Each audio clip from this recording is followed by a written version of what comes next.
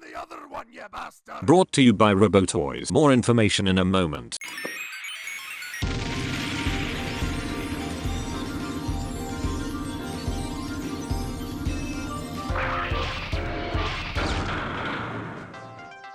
When people list off the best masterpiece figures to come out, what do they usually pick? MP-10 is a pretty common candidate. Stylish, chunky, and effortless transformation, it was a remarkable piece for the time, and it's still considered by many to be the definitive prime. What about MP-36? I've often flip-flopped with this one, because despite not being my favourite aesthetic, it's a fantastic celebration of the character, probably due to the fact that designers weren't given only 2 weeks to make the bloody thing work. The transformation is so elegant. Most likely the most elegant masterpiece Megatron transformation out of any company. Some might choose MP-39. I'ma be honest, I used to hate this thing, but now I'm not too sure. I was going to sell this one off after a rather negative review, but now I just don't know, and I'm so sorry person I was going to sell it off to. Sorry Jack, yes I'm an asshole for pulling out, I apologize. The point is, everyone has their favorites, but nobody seems to pick anything beyond MP-44. At this point, something has shifted. It's not the toon-accurate aesthetic. Many people use this to criticize the line, but plenty of masterpieces have been toon-accurate and have still delivered perfectly adequate packages. No, it's something far more entrenched in the production itself, whether it's the switch between designers or the changes in factories or even a sense of skewed priorities. Most masterpiece figures since MP-44 have had some sort of fatal flaw. With Optimus, it was the price. The accessory count was inflated so high for the sole purpose of entering the high-end anime figure markets. They weren't selling a masterpiece figure anymore, it was a posable anime statue. MP-45 made a mockery of the line, with engineering so haphazard it pushed many MP fans back into chug. Even die-hard fans of that release have changed their tune in the years since its initial release, especially due to the face sculpt. You think Origin's Bumblebee is bad? Wait till you meet the Chingineer! MP-46 was a Beast Wars release, and these have been the shining exception in quality. They aren't personally my thing, especially with the advent of Kingdom, but I can definitely point out the quality on show. MP-47 though? Well, this one was a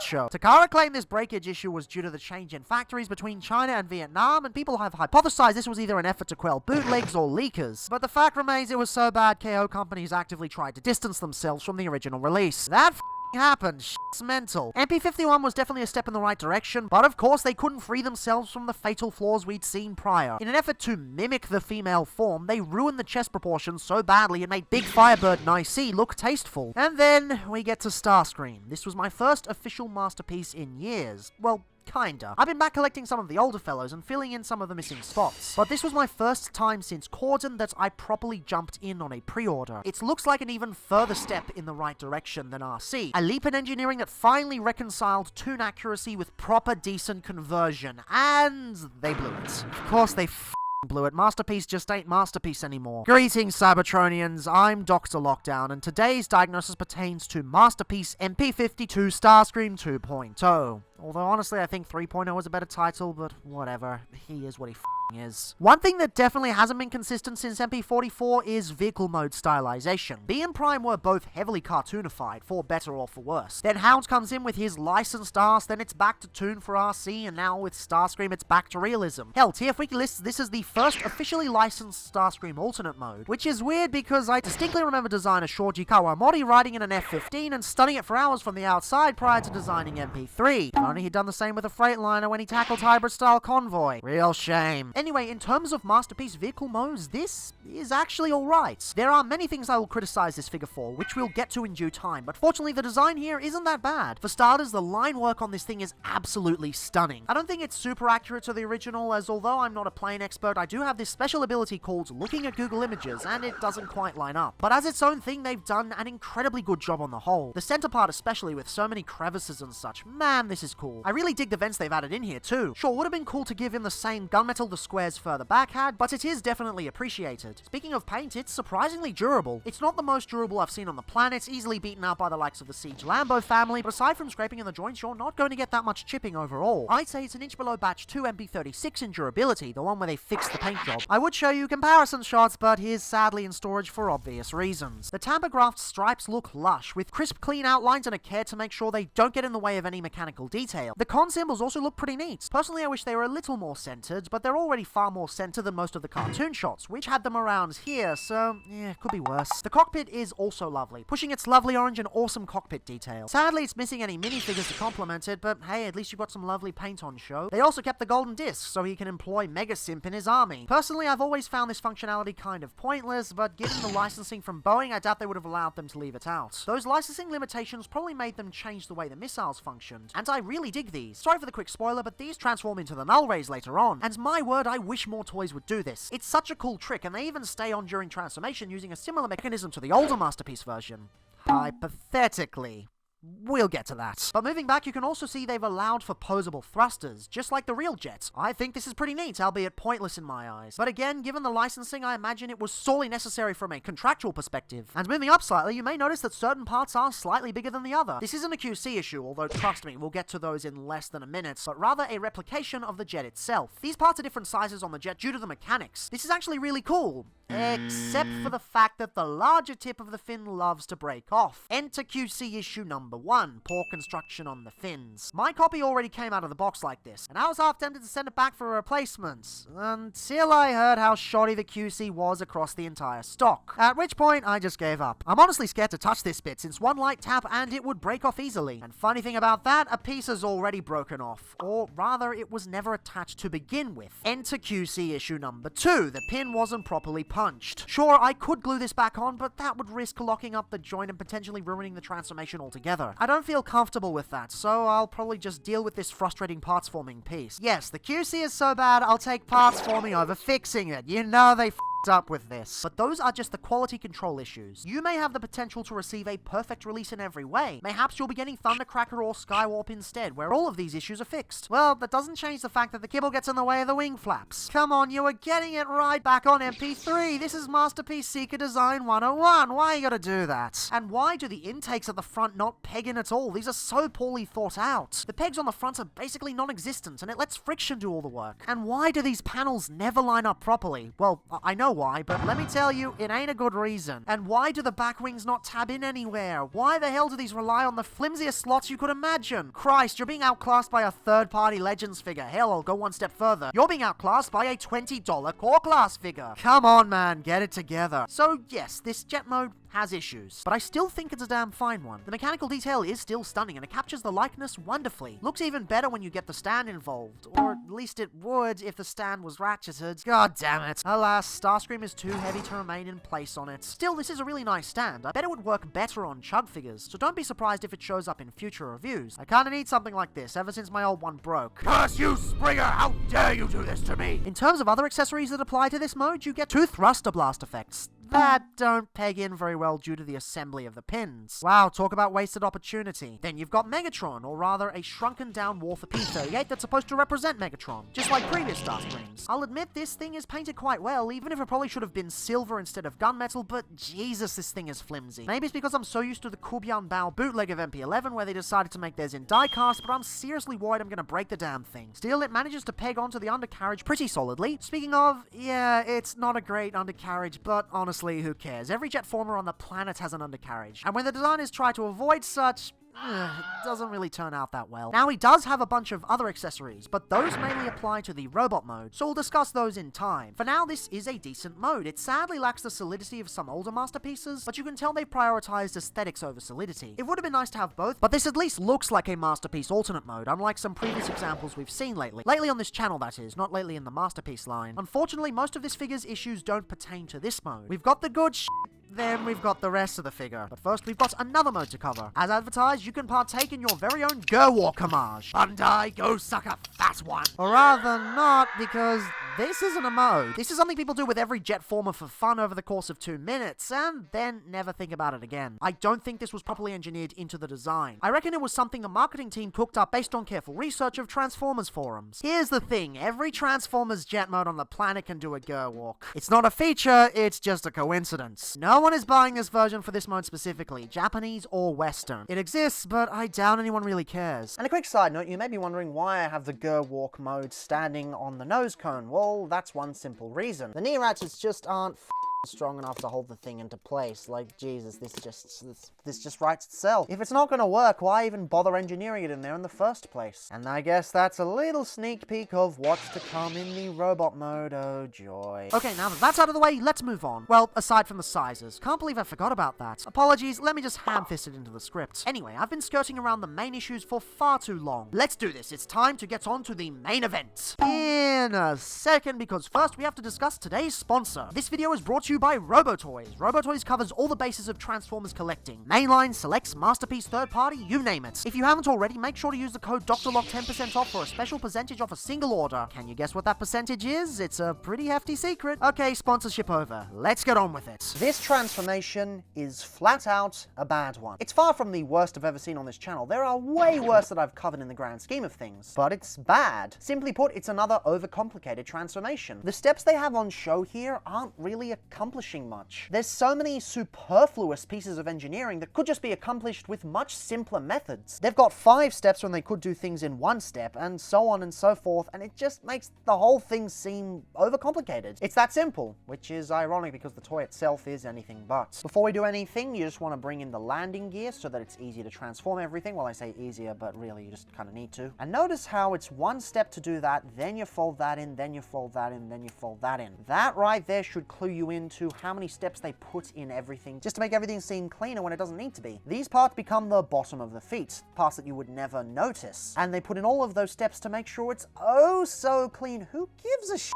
Now, hypothetically, these missiles are supposed to convert into the null rays whilst everything is still on. In practice, it doesn't work, because you see this? When you start to try and move it off, oh, it just falls off in the process. That is one tiny-ass pin, and that is one tiny-ass peg. Remember when MP-12 had this big, beefy ball joint that would keep everything on? Well, I guess Takara doesn't. And yeah, a lot of people didn't like that. I'm not one of them, but I know a lot of people that did, but the thing was, that was optional. They gave you the ball joint, and they gave you regular null rays as well, so you could pick that. Here they've kind of forced you into the one method because it just doesn't work in the other one. Massive oversight indeed. But anyway, these ones you just want to push this kind of pin into there so that it'll work later on. Pull up the panel, rotate around like so, and push the panel back in. All in all, it's a fantastic way to convert these, but they just don't stay on in the process. Bit of a bummer there. Second verse, same as the first. Bim, bim, bim, bim, bim, bim, bim, bim, bim, bim. And now the nightmare begins. You want to bring up these wings like so. These whole sections untab from the back there like so. We can start working on the legs. The legs kind of just use these double hinges to rotate out and click into place. And sometimes they don't work and go too far and there's no locking mechanism, so it doesn't spring into place. It just kind of sits there relying on friction and tabs. Really bad idea, almost as bad as sliding rails. Now this section is tabbed into the side there, so you want to flex the plastic a bit there so you can bring this out. That will untab the foot, which will then rotate downwards and lock into place there. You can also bring that panel up. With the side panel, you want to bring this up and then start rotating it around, and you'll notice there's that cutout that pushes beyond the tab, and that'll allow you to do that. Only once it's cleared can you push this up and rotate it into there. Then rotate it diagonally like that so that it folds back into the leg and goes back like that. Again, could they not have just had it fold into the side of the leg? Is kibble that bad? Okay, I guess. Again, with this side, it's pretty annoying the first time round, but once you get used to it, it becomes a little bit better. It's never fun per se, but I guess this transformation is not trying to be fun. It's just a lot of steps that ultimately accomplish things that some of these smaller figures do in only about 3 or 4. You take this section and pull it all the way up. You want to bring these sections all the way up like so. And to bring the wings fully up, you need to do that, which will just give you enough clearance for that, and then you push it back into place for now. Like, why is that even a thing? Why is there the potential for that to stress against the plastic? I mean, that could lead to it falling off in the wrong circumstances. Not that it matters for me because one of them wasn't even pegged on in the first place properly. You pull these panels all the way down, then these just kind of fold in on itself with that peg there. They'll do a few more things later. You want to bring these all the way up on their extra joints there, push all the way down, push their head down and the nose cone up temporarily, which will give you enough clearance to pull out these panels, which you have to do now before you do anything else. And don't forget to take these panels and rotate them around on the inside as well. But you have to keep the whole thing straight up, because if you don't keep the faux nose cone all the way up, then these aren't going to fall into place. If it's down like that, it's not going to work. And oh, the faceplate fell off. It always does that in the middle of the transformation, because why wouldn't it? So I'm just going to leave that to the side for now. Now make sure you bring in this section here and then use the double joint and the double joint so it locks into place. Of course, if it's fallen off like that, you don't need to push it in, it just folds in, I guess. Why didn't they put this thing together properly? You got these parts that rotate around like so. Then you start that, clips back into there, and you'll notice now that that's folded all the way out. You've got a peg there and a slot there, and that'll peg in like so. So the wings will now fold into the backpack, and you've got a nice open slot, so at least the nose cone can go in there, even if it's only a faux part. This rotates out, pushes in a little bit, rotates around that section, and then folds in. I do like this part of the transformation because it folds them nice and neatly into the back. Of course, don't be an idiot like me and actually fold these down so they all kind of clip into place. Well, I say clip in, but there's no clipping involved. They just kind of sit there. Wish there were some tabs to lock that into place, but oh well, what am I expecting from this? Open up the cockpit and push in the seat, then you can close it up again. Rotate this up like that and fold that along there. I hate this step because it feels like I'm breaking it every single time. But ah well, what did I expect from this? Bring this down, these rotate inwards a little bit, and the whole thing rotates down like that, and clips into itself like that. Becomes a big kind of mush that goes back into the chest like so. And using a complex series of joints with the double joints there, it should eventually go all the way up like that. Yes, they could have very easily made that chest real, and it looks like they may be intended for that at some point. But obviously it was cut because the cartoon design and the realistic jet nose cone, they're just not compatible. I know people want this to be the real nose cone, but that's something I will actually cut this some slack for. The two designs aren't compatible, but they have to do those two designs, so it makes sense in that regard. But anyway, you now take this part, rotate it around, and that folds down like that. Nice clean backpack at least. Then you'll notice there's a slot there and a tab on this butt plate here, and it should all accordion and peg together like so. Last but not least, you want to bring these around into place. This kind of null ray section will fold up against the back there, rotate around and down. And if the null rays haven't fallen off at this point, well, they will once you start doing this, because this is just not designed well at all. Open up the hand cavity, push out the hand and rotate it around and close it. That's so the thumb's not getting in the way of the cavity, because if you don't rotate them around, the thumb's going to bump up against this panel back here. And then these sections are supposed to rotate around and back and peg into the backpack, solidifying things even more, but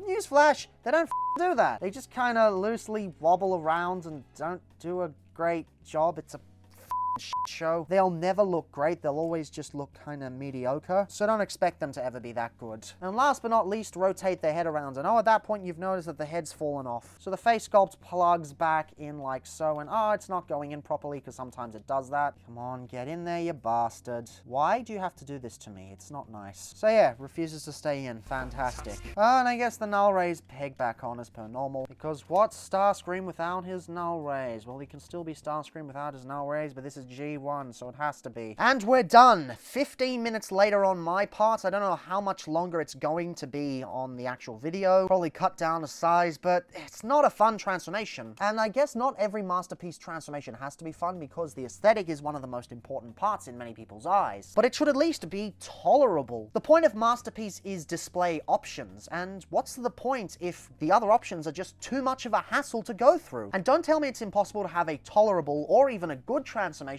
and also be a completely Sunbow Toon accurate design. Masterpiece Inferno did that. Masterpiece Megatron 2.0 did that. Many people consider Sunstreaker to have done that. I'm not sure I agree with them fully, but many people consider that. This right here is not a satisfying transformation. Sunbow Toon accuracy and decent transformations are not mutually exclusive. They never have been. But for some reason lately, they are starting to be, for some bullshit reason. And people are starting to forget that, leading to a correlation between toon accuracy and bad. It doesn't have to be. It doesn't have to be toon accurate and bad. But this is another release in a long line of figures that is pushing that idea. So Starscream's not just a bad figure in his own right, it's a continuation of Masterpiece's fumbling antics, and it frustrates me. But that's it. That's the last time I have to transform him. Much like Thunder Leader, even though he's not as bad as Thunder Leader, I'm probably going to leave this in robot mode until I eventually sell him, if I sell him. I might not sell him. I do kind of like how bad he is. He's kind of got his own terrible charm to him. And what kind of terrible charm is that? Well, let's take a look. So a clunky transformation can easily be forgiven if the robot robot mode is fantastic,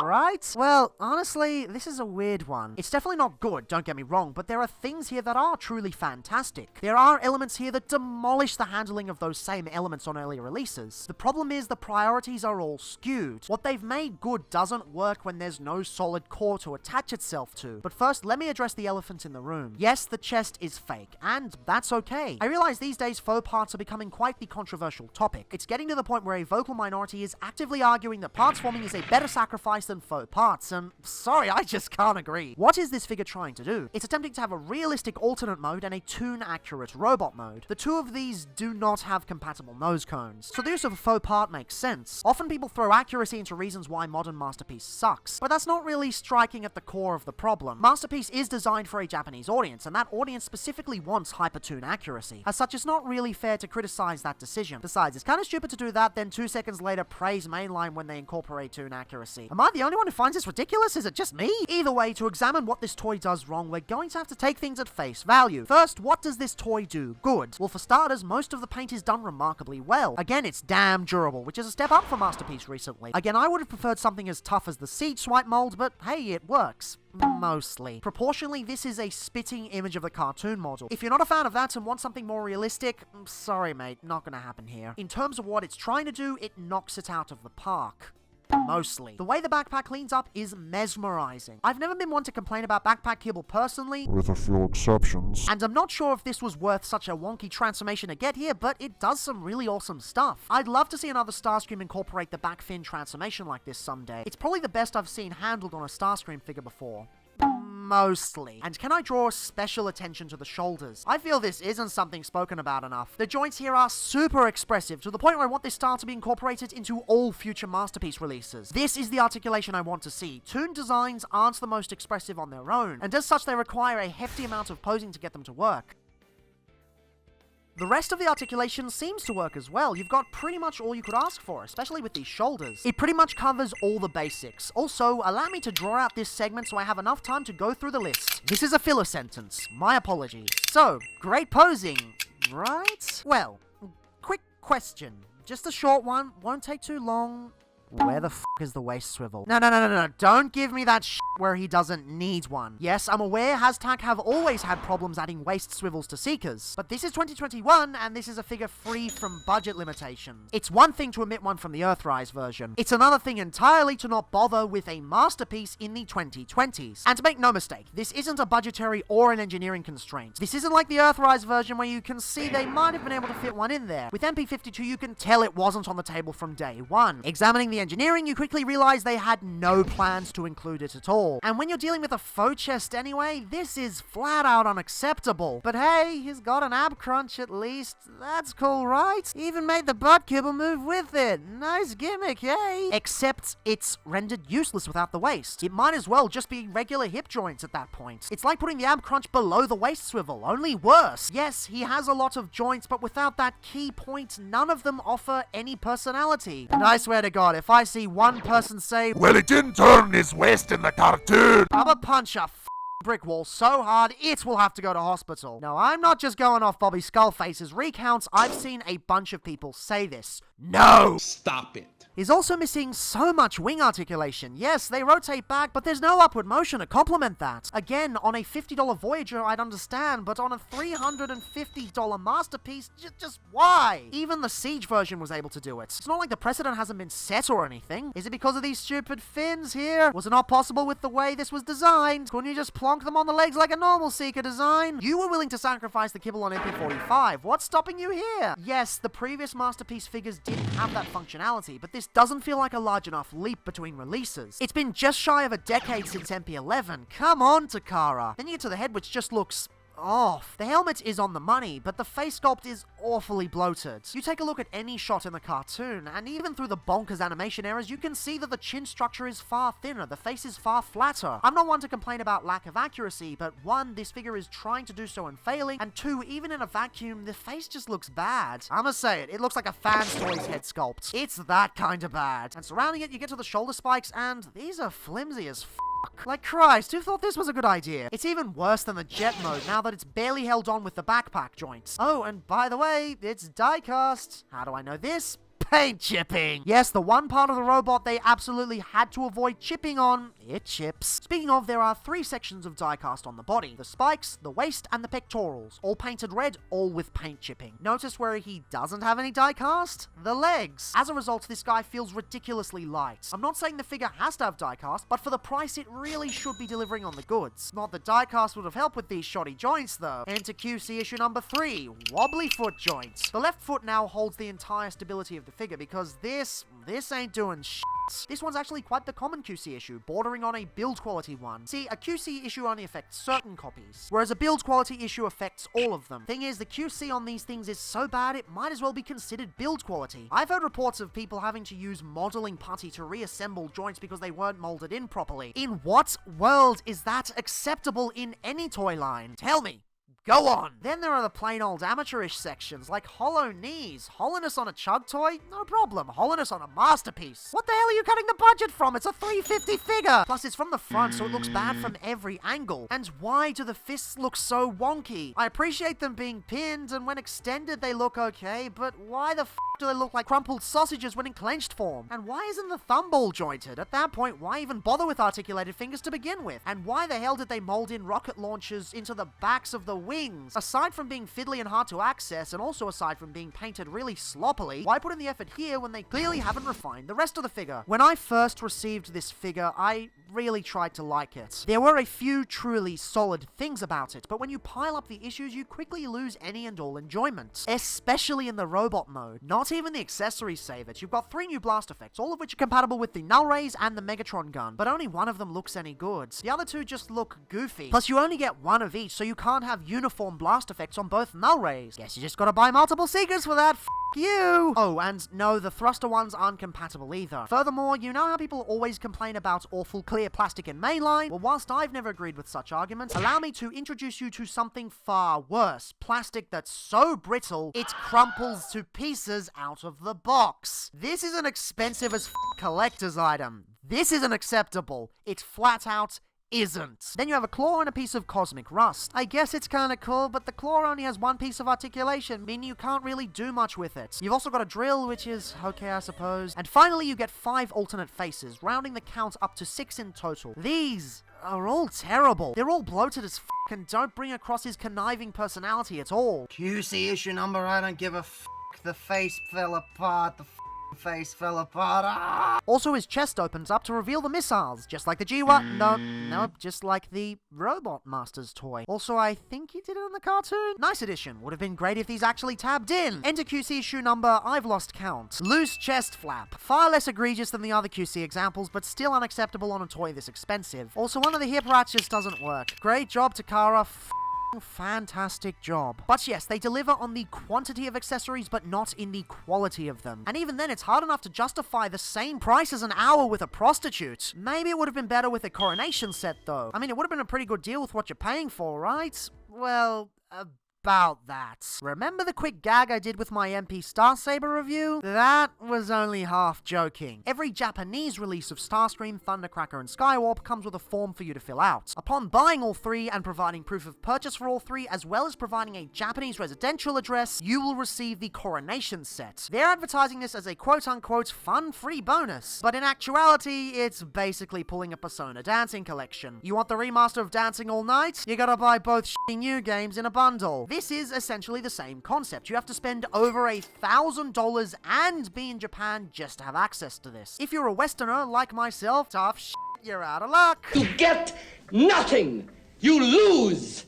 Good day, sir! Look, I'm not denying that Masterpiece, at least since MP-36, has been shifting focus to primarily the Japanese audience. I fully understand that international appeal isn't on the cards for the line at all. If it was, we'd be getting a Masterpiece Devastator long before Raiden. So the Japanese only thing. Okay, sure. It's pretty annoying, but it's par for the course. But the fact you have to buy all 3 of them just to get it, Christ, that's corporate at its finest. Personally, I don't care about the Coronation gear, but I know a metric ton of people do. Enough to drum hype for SS86 Starscream before anyone even knows what the figure looks like. This choice is basically opening the floodgates for third-party upgrades, if anyone's ballsy enough to directly compete with Takara on this. And even ignoring this, you've still got a figure that's not worth $350. Not even the plastic is up to scratch. This plastic feels cheap as shit. Honestly, it's worse than some bootlegs I've come across, and I'm not talking the good shit you get from places like Show Store Z or even Sir Toys. I'm talking your average $2.50 crap you get from your local convenience store. This feels like a cheap KO that should cost $100 and be broken in a year or two, but it's not. It retails for around 350 Aussie dollary dues, and that's if you get a good exchange rate. You want to go through EB Games? Tough shit, kiddo. I mean, I love EB Games. I have for years. But whoever's supplying them with the Japanese stuff is clearly taking the piss. At that point, you might as well just buy a console. Maybe they're splitting the cost of the Coronation kit between the three. Fine. Still not worth it, even if you do have access to it. I would not recommend this figure at all. Sure, it scales well with the other official masterpieces, but that shouldn't be a marker for buying figures. Buy them because they're good, not because of their centimeter values. If you 100% have to buy him, 200 is the absolute maximum I'd pay. Any more and you're basically setting yourself up for disappointment. And sure, maybe future releases will fix the QC. Great. Still no waist swivel, still a bloated head sculpt, still a headache-inducing transformation. To be honest, this figure doesn't anger me. It was simple curiosity that drew me to him, not excitement. That curiosity has been met with a poor result, so okay. Doesn't change the fact that he's still bad. Yes, there are parts to enjoy about him. The jet mode is simply divine, and there are elements of the robot mode that show glimpses of what Masterpiece used to be, but it's marred with this idea that presentation matters more than build quality and articulation. Now you see why the line has been going downhill, not because they took a step into Sunbow territory, but because they clearly haven't been putting in the same love and care that everyone's come to expect. Honestly, I think we're going about criticizing these toy lines wrong. Chug releases a bunch of figures with specific budgets and markets in mind, and people always go around complaining, Holy f***, why is this so bad? There's faux parts all over the damn thing, the backpack kibble is enormous, you've got clear plastic hinges for the windshield, and the alt mode is missing a spoiler? How dare you, sir? You've made a mockery of everything I stand for. Sir, this is a subway. Do you not know whom it is you're speaking with? How dare you have the audacity to talk back to me? I don't get paid enough for this shit. Yet when Masterpiece releases a new figure, you get a select few like myself who call them out, whilst the rest of the fandom remains silent. It's fine because it's official, it's fine because it hasn't been done before, it's fine because it's accurate, even if a lot of the time it isn't. Okay, let's take third party out of the picture for a moment. Mainline Chug toys still have better build quality. How is that acceptable? I'm not saying you have to become a hashtag-hating gremlin who argues about everything on social media. That's just annoying and no one likes it. What I am saying is that you should probably demand more from Masterpiece. Demand better plastic, demand better quality control, demand better transformations. Yes, it may be a display piece, not meant to be played with, but even the Earthrise version does that better. Yes, this shit even got me praising that clunky fella. That's how bad it's gotten. Look, I'm not angry at all. The toy's bad. So what? I didn't have expectations, and this is how it turned out. It is what it is. I do, however, have standards. A toy should at least be worth its asking price, and should at least be built better than something Tim the Toyman produced. So, what happens if those standards aren't met with a figure I am actually excited for? Well, then I'll be pissed. Then you'll get me mad. Don't let me down, Takara. You f***ed up. It's time to wake up. Clear plastic hinges for the windshield, and the alt mode is missing a spoiler? How dare you, sir? You've made a mockery of everything I stand for. Do you not know whom it is you're speaking with? How dare you have the audacity to talk back to me like that while I'm complaining about a toy? Here's a damn spoiler for you, since you clearly don't have any. This is about to be your last day working here, you sandwich-faced motherfucker.